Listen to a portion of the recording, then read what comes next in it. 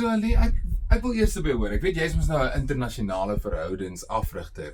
En die vraag is, ek dink dit is 'n vraag wat baie mense nie wil hardop sê nie, want dit is 'n baie moeilike vraag om te vra, maar dink jy 'n mens kan weer 'n verhouding red na verraad? Dink jy dit is die moeite werd of dink jy dis iets van jy moet maar liewers jou goedjies pak op en loop?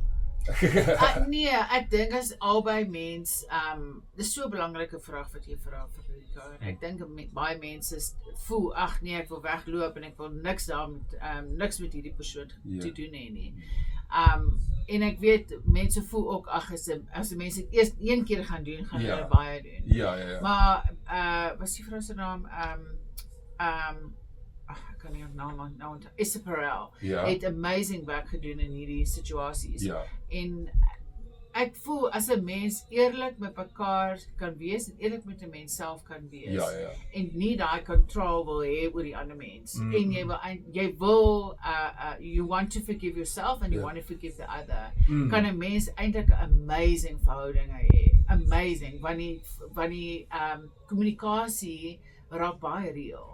Okay, baie fantasties en ook maak seker as jy wil meer uitvind oor daardie kommunikasie en ook hoe om daai verhouding te verbeter, dan moet jy hierdie maandag aand inskakel in Tune met Frederike Lukas waar ons die verhouding raad saam met lekker musiek dan meng en dit gaan vir jou ongelooflik wees. Dit hier op RSG.